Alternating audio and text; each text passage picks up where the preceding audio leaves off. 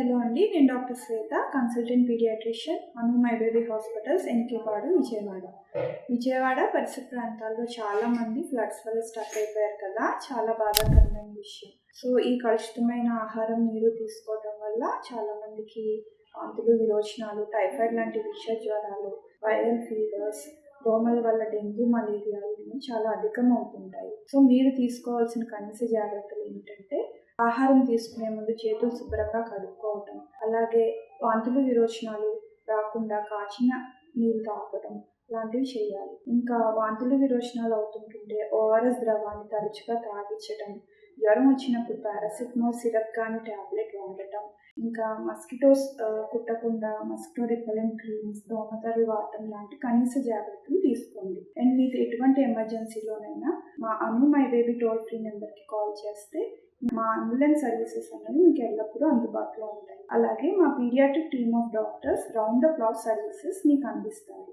Thank you.